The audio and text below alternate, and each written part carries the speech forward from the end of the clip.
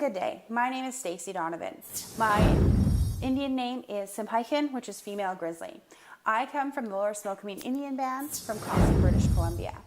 Now, one hot topic in today's news media and everything else, it is a quite negative perspective on youth in our province and in our country. Specifically Aboriginal youth, you hear a lot of negative things or sad things or horrific things that are happening. We have a lot of youth that are committing suicide, addicted to drugs and alcohol, and young parents and things like that. Why is this all happening and how do we stop it? There's a lot of different ways to explain why it's happening. We have sociologists have a lot of research and can give you a ton of points and facts.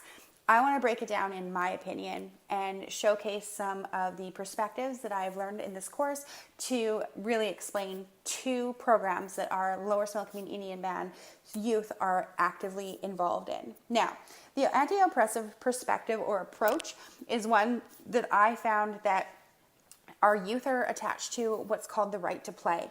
Now, the reason why I believe it's the anti-oppressive perspective is for a couple of different reasons. The youth worker meets these kids on their terms. She has a program that runs twice a week from 3 till 6, and during the winter there's a whole bunch of other activities that she throws in there that are on the weekends and that are longer hours. She gets to know the families. She gets to know their traumas or their stresses or their even financial needs. She gets to know who they are and where their siblings are and what have you. She builds a real good relationship. She also knows a lot about our area. She also is First Nations. She comes from Alberta, so when she got here, she really made sure that she found someone that could talk to her about culture and tradition. And when she develops her programs, she seeks the answers in which to make sure that the development and implementation is always respectful of the current traditions that the kids are learning with their parents, grandparents, and within the community.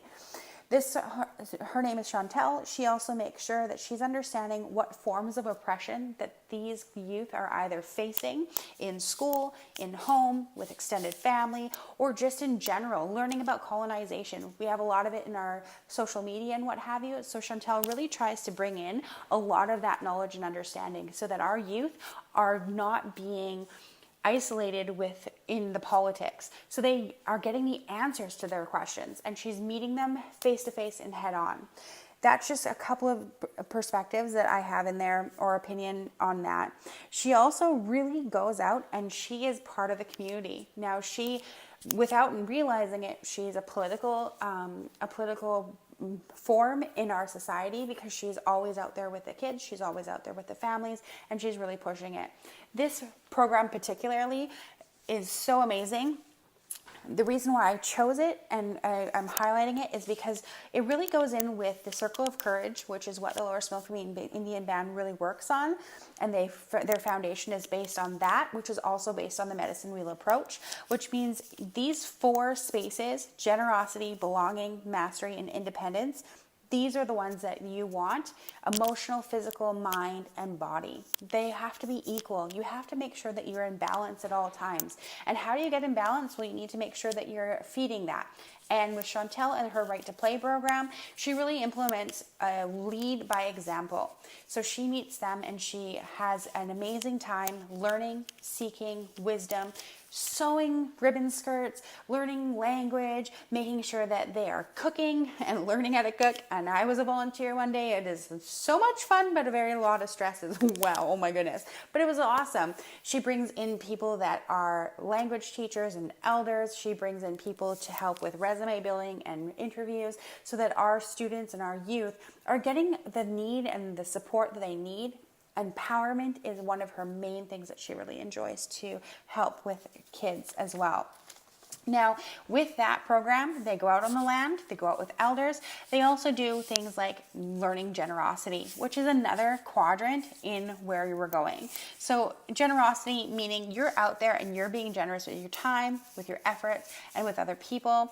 You're going out and doing things that are volunteering to clean up the parks, the powwow grounds, going out and volunteering at gatherings. Our community has a lot of community breakfasts and different loony auctions and things like that. And even the Healthy Heart Hoedown for Valentine's Day, the right to play organized, set it up, and volunteer their time in cooking and everything to make sure that they had a great time.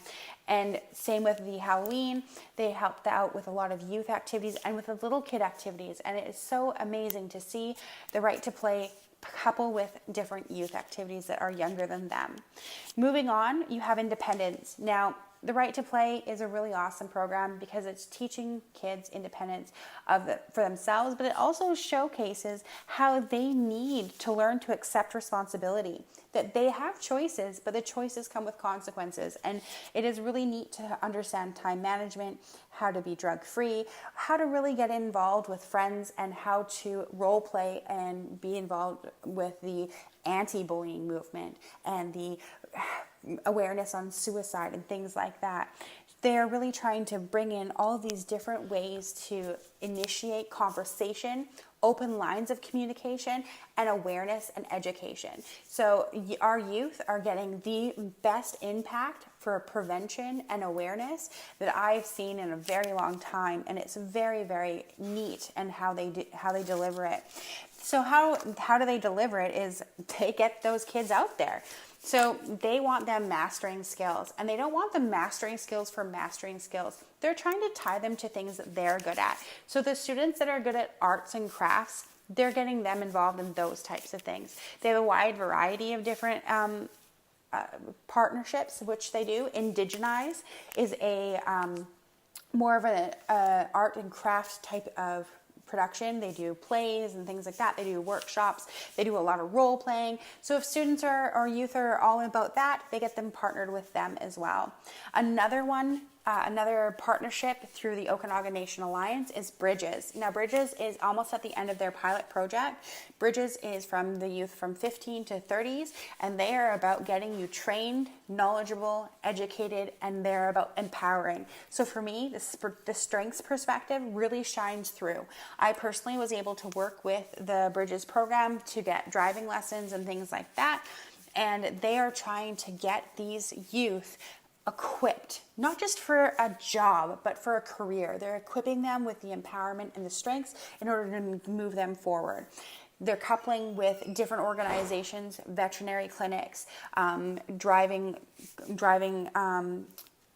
businesses, first aid, all those types of things, and they're able to meet them and take away the barriers that are causing them to not seek employment or other educational purposes. We are also looking at mastery, and Bridges really does that. They go alongside of you. They're creating the barrierless avenues to seek help and to continue on. It's not just, oh, you're an educated, here, use your workshop. They're following up. They're making sure that you are still going, that you're still participating, and that you're on the same pathway that you wanted to be on. And if it's not that and it's not working, they're working diligently behind the scenes to ensure that they're your advocate, but they're also your cheerleader, empowering you to move forward. Now, we also see the Unity Run through our programs that partner with both partnerships through the Okanagan Nation Alliance and through building relationships throughout our Okanagan 7 nations. The Unity Run is all about awareness of suicide and bringing that to a forefront. It's also bringing it into communication so we can openly talk about it, and it is there to empower youth and to bring knowledge basis. We also see the elders groups and elders gatherings that are coupling our youth and our elders together to learn wisdom, but to build relationships, intergenerational relationships, different types of people relationships, and getting our self-awareness in there. All this ties really, really well into human services and the way that we can go from a reactive to a proactive strategy, which me personally is the heart of prevention and awareness. Prevention and awareness for me is where we are going to go from the ground up. We're going to build foundational building blocks in order to repair and to break the bounds of intergenerational trauma, the residential schools, and all the different types of things that are oppressing our Aboriginal youth and causing them to go into society and become part of one of the 28% of the overrepresentation in our society today. I want to change the face of that, and I want to change the face of social work, and I want to have a new way and new perspective that we do it. And I think that my most favorite part was the strengths perspective and learning about them and delving deeper into that, and the anti-oppressive perspective. That one was my favorite. Thank you so much for listening, and have an amazing day.